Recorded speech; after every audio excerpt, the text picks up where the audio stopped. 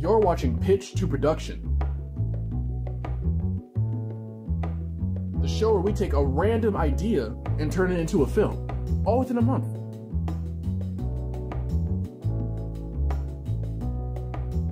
Now, without further ado, lights, camera, action.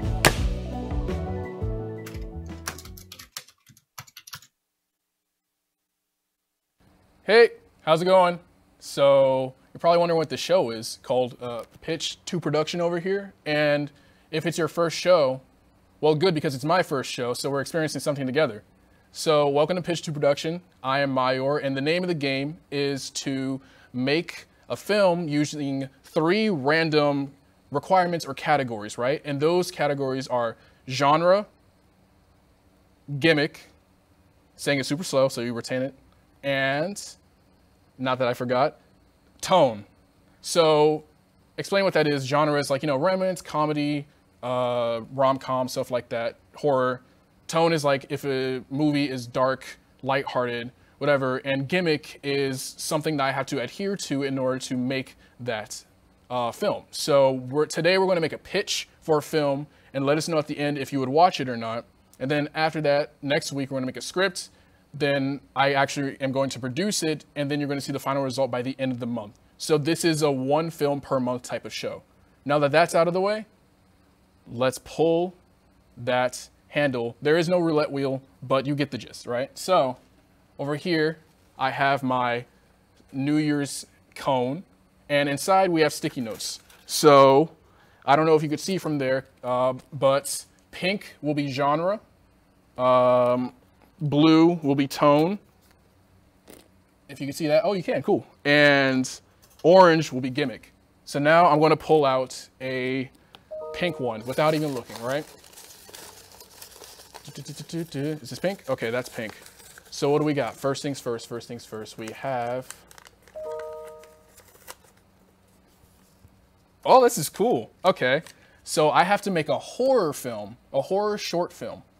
All right. So next up, now how are we going to do this?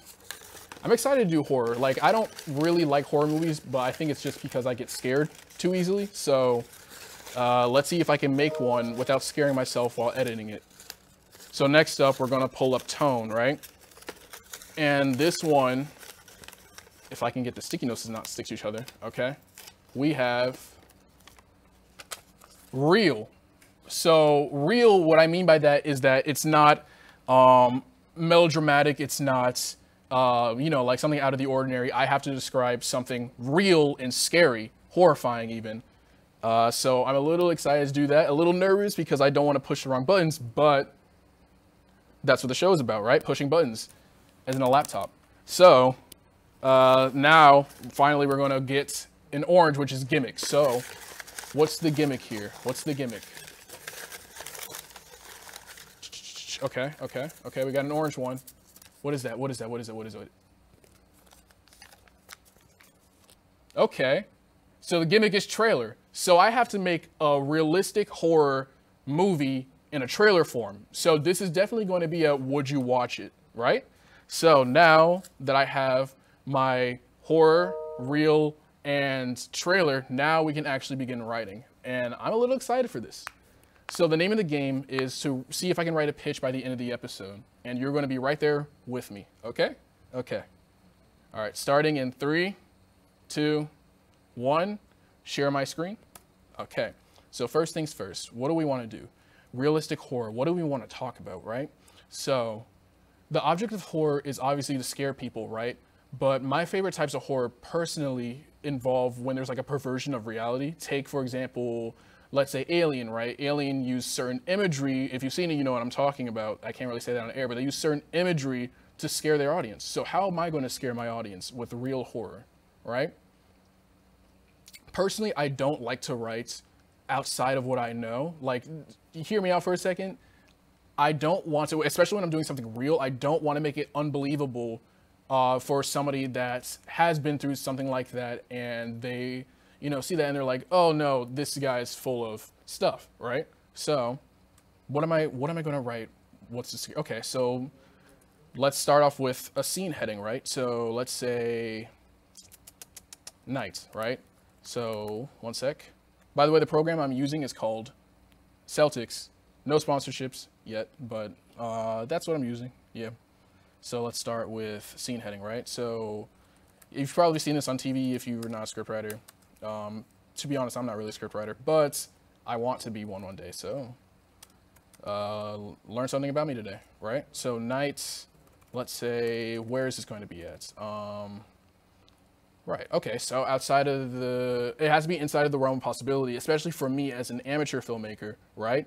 So let's make this somewhere that I can actually shoot at. Let's say like Loxahatchee, right? I can actually go to Loxahatchee and it has great scenery.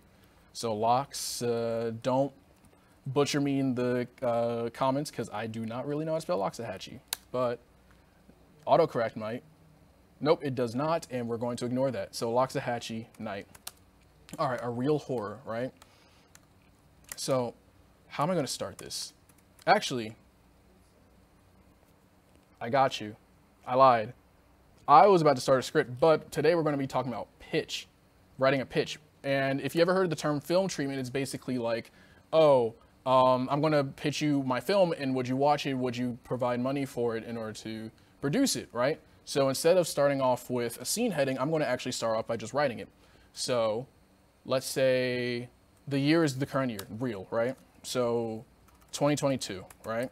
And the name of script writing is to be as brief as possible because it's not like narrative writing where you over-explain yourself or you beautify the scene because the camera is in charge of beautifying the scene, right? So 2022, let's say let's see, real horror. I said Loxahatchee. So Loxahatchee. All right, so what are we doing in Loxahatchee? What are we saying? Okay, so what is in Loxahatchee? There are, like people living their daily lives. There's businessmen, there's farmers, there's wildlife, stuff like that. And in Loxahatchee, it's very sparse in my experiences. So it'd have to be somebody that's living in a sparse area, which could be a good device because we're in a horror. So let's say this person is, okay, let's say this person is a student, right? A student. I know that experience myself. I am a student, right? Real. So first, before I forget that, I'm going to write down my gimmicks. So horror. Sorry, y'all should have wrote this down earlier. Horror, real, and trailer. Okay. So horror, real, trailer, right? So student, all right? So horrors have conflict, right? We don't really have to worry about the monster right now because if it's a real horror, my take is that there should be like a theme and not just like, oh, I have the boogeyman watching me, right? So let's say, what is the student scared of? Okay. We have obviously like the basic stuff like exams and, the future. Okay. The future could be one, the future. All right. The future he could be scared of. And that is a scary concept for a college student, right? Let's say college student. Yep. The future. What's another scary thing for a college student? Leaving the family. Yeah, it's a scary thing. Depending on who you are, of course. Leaving the family. Okay. Leaving the family. What's another scary thing? Sometimes the scary thing is yourself, like at least for myself, recently I've been thinking about like how I'm changing as a person and if I am a better or worse person. So self-reflection. All right, so we got 3 things. Personally, I'm leaning towards the future. That's kind of a cool idea. Like, how can we make the future into something horrifying? And we could go the route like, oh, let's make a dystopia, right? We could do something like that. What I'm thinking of is we combine future and self-reflection, right? So horrifying. Future, self-reflection. Now, what's the perversion of it? What's the twisted part of it? Do I want to do something like can I say Twilight Zone? Do I want to do something like that? Where like, oh, he meets his future self and he has to run from it. But then we have to give a reason for him to run. And keep in mind, this is real. This is not supernatural. So the monster will most likely be psychological. That's a good note. Okay, so the monster might be psychological. So what type of character will warrant something like this, right? Like seeing a future version of himself and just like breaking down every time, you know? What would warrant that? Let's say, I feel like we could say stress, but if we do say stress, we have to keep in mind the type of character this is, because people can handle stress really well, right? So let's say stress, and what if they can't handle it really well? They can't. What if they take substances in order to deal with it, right? Handle that. They can't handle it very well. Okay. Substances, some ideas, putting it on the wall. That's what a pitch is pretty much. Substances can't handle it very well. What's another thing? Why would they be scared of the future? Maybe a real horror, right? So maybe not something that like is very lastingly sad, like he has a condition where he won't, you know, or they won't make it for a long time, that he's scared of that future. Okay, so why would he be scared of the future? Maybe he has like a family member or just somebody that like he sees that could be himself, but that family member is, you know, like not at the best situation. But that's the real part. What's the horror part of that, right? So let's say family member antagonist,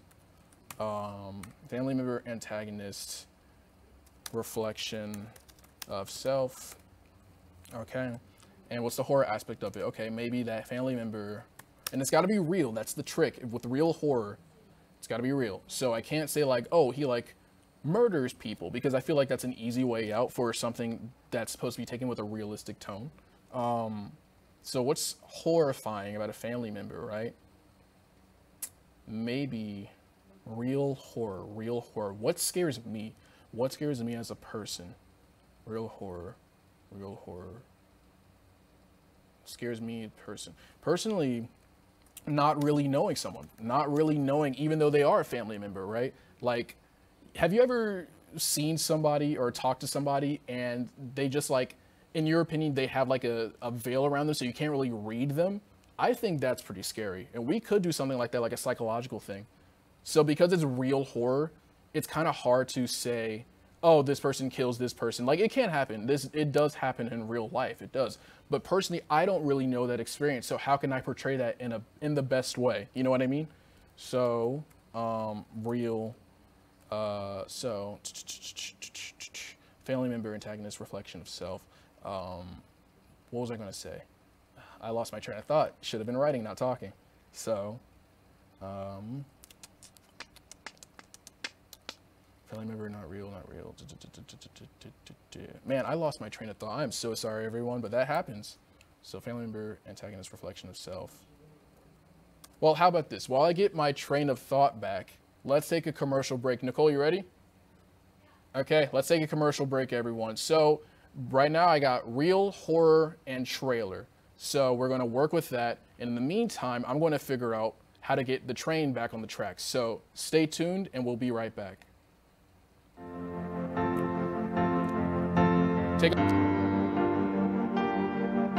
Being a successful woman in business means having the courage to own who you are.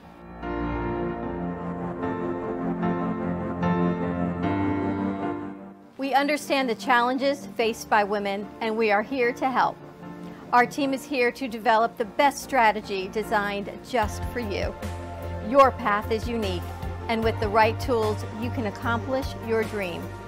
From radio to TV, from podcasting to magazines, we create the visibility to amplify your impact in business. At New Dawn Media, we are here to help bring your message forward and help your business flourish. It is time for your message to be seen and your voice to be heard. Contact us at 866-224-5422 or brooklyncafe.tv. Your voice can make a difference. Welcome to AMP2 TV, the first and only internet production company that's truly plugged in. When you're looking for a full-service internet radio, TV production company, discover AMP2 TV. AMP2 TV is a full-service media company that can provide all streaming videos, video studios, radio studios, and television studios. Call us today at 866-224-5422, for no business is too small to grow to be accounted. It's time for your message to be seen. Let AMP2 TV help get you there. Hope you grabbed some popcorn. Pitch to Production comes back in 5, 4, 3.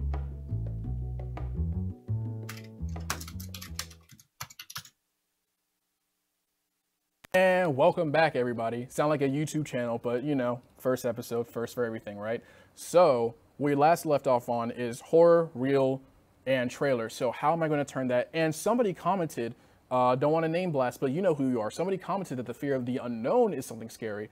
And I think that adds to what I was saying earlier about a relative. You're not really knowing that relative. So fear of the unknown,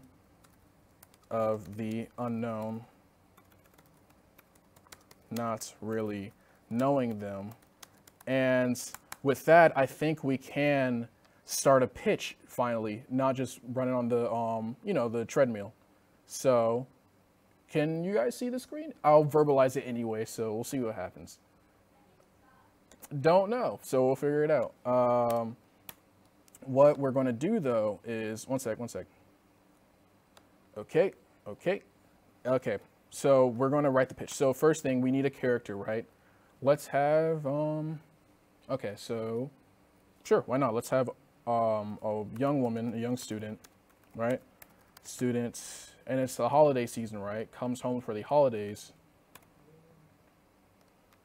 Young student comes home for the holidays. The young student comes home for the holidays and greets her not long lost family. I feel like that's kind of easy to do, but maybe a relative that she actually knows. Like, let's say an aunt, right? Let's say an aunt greets her family, her mother's sister's family, her mother's side of the family. And we're probably going to start on that interaction because this is a trailer, not like an actual movie. So we can say like, oh, welcome, name, but written better, of course. So the mother side of the family greets her mother side of the family. So the main character always had a gut feeling that something was wrong with her, right? Main character, oops, that's Meng. Main character always had a bad feeling. So why would she have a bad feeling? Let's say, what would an aunt do? Let's say this aunt has like a family, right? So let's say she has, okay, something that needs to break her. So stress, right? Stress. What can give a woman stress? Job, relationships, kids, herself. She can give herself stress. So let's say she's stressed about the world, and you know how like not everybody, but there's a common saying where like, oh, the world is crazier than it used to be, something like that. Maybe she can be a reflection on that mindset. So we could say the aunt is world weary in a sense. World weary in a sense. Maybe she's a pessimist, like, but on the 12th degree, right? So pessimistic, oops, dismal, pessimistic, there we go. I swear I can spell. Pessimistic, dismal, and how can that be scary? Maybe the main character tells her aunt, you can do this, you don't have to be stuck in the situation, and she is just saying like, yeah, I can do that. Or maybe, well, my first idea would be like, oh, maybe she's hitting a brick wall, but can we classify that as scary, or is that just annoying, right? Maybe she takes her advice to a very, very, very dangerous level, right? So pessimistic, dismal, and the aunt is like looking for something, right? Looking for something. Not like a physical object, but you know what I mean. Hopefully you know what I mean. So looking for something. And let's say pessimistic, dismal, looking for something. Finds hope in main character. Now, why would an older woman find hope in a younger woman, right? We have to worry about that type of thing, especially since it's real. So maybe the younger character, comes from a family, like her sister, the aunt's sister, comes from a family that, like, you know, they're doing well or whatever. No, because if she's pessimistic, the aunt, then why would she also be optimistic towards advice coming from a younger person? That doesn't really make sense. So what else can we do? Finds hope in the main character. Pessimist does a lot. Okay, maybe I took the wrong angle. Maybe we don't use the aunts and niece dynamic. What can we do though? I think a scary concept is like an adult that is super, super impressionable. You know what I mean? Because they have not like a man-child or anything like that, but they have the ability to do what they want to do. And if that person is, you know, meets a force that's like not really good for them, they will do that thing, right? That's just, did that make sense? It made sense to me. So maybe not aunts, but maybe main and tag, and we'll figure it out later. Older is world weary in a sense. So maybe not world weary then, because if she's world weary, then why would she be so impressionable? I guess you could be if you believe in somebody. Okay, here's an idea. Okay, so what if there's 3 characters? There's a world weary aunt character. There's a main character that's seeing this, or maybe it's a world weary mother character, and the main character is seeing this younger, and that person, there's a person influencing the mother, right? So we have our main ally, protagonist, antagonist. So what is, no, backtrack, because I don't like that dynamic where it's like mom character, somebody influencing the mom, because I just can't picture it, right? So let's say aunt. Okay, I don't know how much time we have left, so we're going to figure out the pitch as we go. So main character is, nope, that's scene heading, does a lot of bad stuff to see the brighter side. To see the brighter side, yeah. Because people, what's scarier than somebody that really believes their beliefs, right? And to an unnecessarily and unhealthy level, right? That's a scary thing, and it happens all the time. So, let's say this aunt, main character always had a bad feeling because the aunt, maybe she isn't impressionable. Maybe she's the opposite, where she just does what she does for, she says like good. Maybe she doesn't even say good, but she does what she does because she believes in it, right? So bad feeling because the aunt is impulsive, and what's the word I'm looking for? Like, you can't really talk her down. She's not reconcilable. Yeah, not reconcilable, right? Maybe it's just like she doesn't really like her aunt for that reason, but you know, you love them anyways because you're blood related, right? Yeah. So they go to the aunt's house. So why would they go to the aunt's house? Maybe the aunt has a better real estate, right? Maybe the aunt has a better house. So, family goes to aunt's house for Christmas, right? For Christmas. Family goes to aunt's house for Christmas. So I'm going to do bold here. I'm going to put this in bold because in my understanding of script writing, bold means that this is something that pushes the story forward. And then let's say italicized, right? Italicized means there's conflict. So I'm going to take that off. But yeah, so I'm going to put family goes to aunt's house in bold for Christmas, or for Christmas in bold. And the young student comes home for holidays. Do I want to do student? Student I can do because I am a student, right? But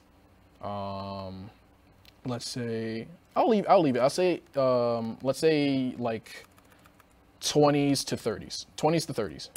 Let's say that person comes home for the holidays and greets her mother's side of the family. Character always had a bad feeling because the aunt is impulsive and not reconcilable. Okay, so Does the aunt live by herself? Maybe she does, maybe she doesn't. I don't hate the idea that she lives by herself. Aunt lives by herself, and we can emphasize her loneliness by her, you know, always like, you know, saying that she's right. Nobody's really telling her wrong, right? So lives by herself. She's wrong. Nope, she's right. Always right. Never wrong, right? So where do we get to the horror part? Because so far, this is just a realistic, annoying person, right? Where do we get to the horror?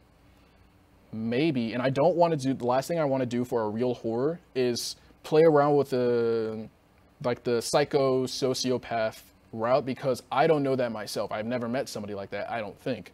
So we're going to see something. Okay, you don't have to do a bad thing because you're crazy. You just have to do a bad thing because you think you're right, right? So what does the aunt do? The aunt, let's say maybe she's,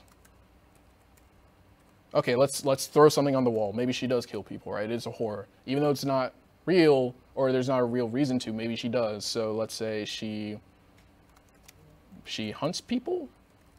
She lives by herself. It's a nice place. Loxahatchee, so it's remote. It's plausible. I don't know if I like that idea, though. I feel like it's too, you know, it's been done.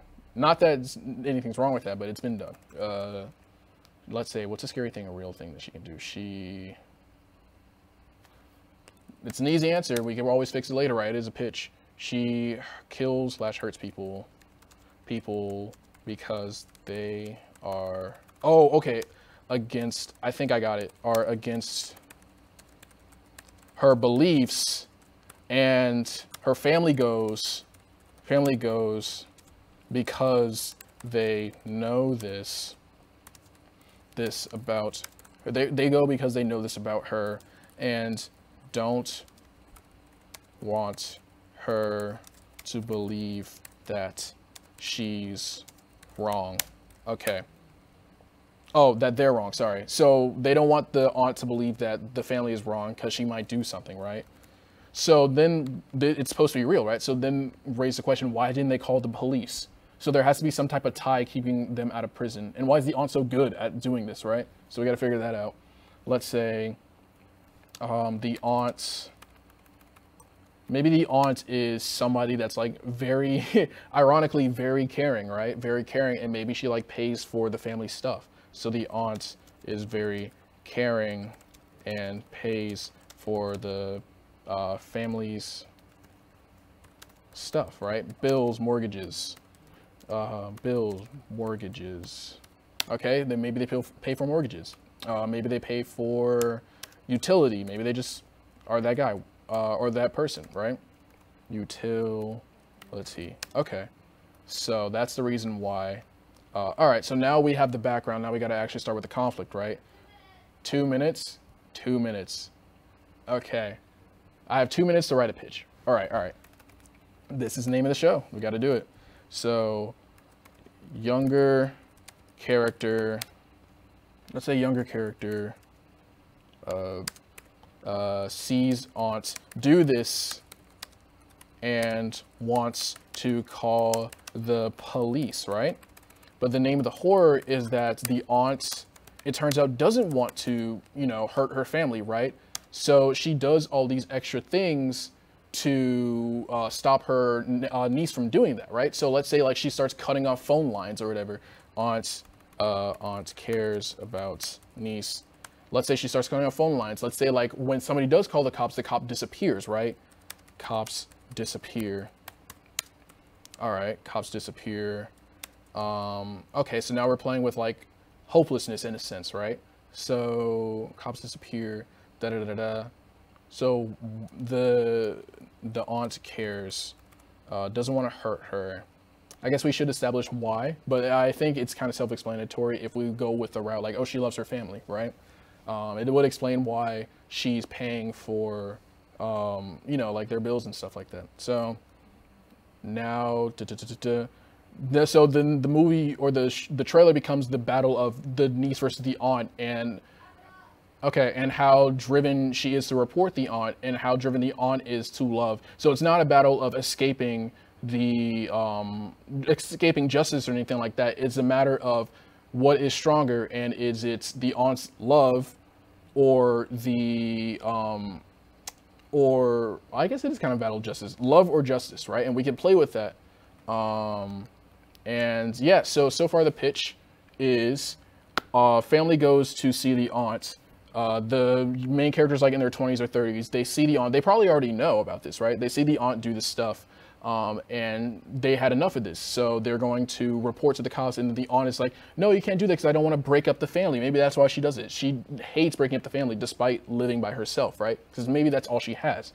So the aunt does this stuff like cut off phone lines, or like, you know, disappear people in order to make sure that she isn't taken away from her family. And the family probably knows this, so they think that the only way to help her is to stay with her and not put her in jail. Maybe that's the reason. And then the main character is like the voice of reason, like, no, we need to put her up. And maybe the family turns on her, or them, the main character. So it will be a battle of, you know, love versus justice, what will prevail. And if I do it in a way where, like, obviously it's bad to hurt people, right? But I think it could be an interesting concept of putting two things perceived as positive against each other, right? So I'm excited to work on this. I know it was very short, very fast, but that's the name of the game, is the first episode. So I appreciate you guys for watching Pitch to Production. And next week we will be talking about script writing, and we're going to be working on this script. And maybe we'll even give it a title. So let me know in the comments. Would you watch it? Okay, see you guys later. And we're out. You've been watching Pitch to Production. Join in next week as we keep the ball rolling and the ideas flowing.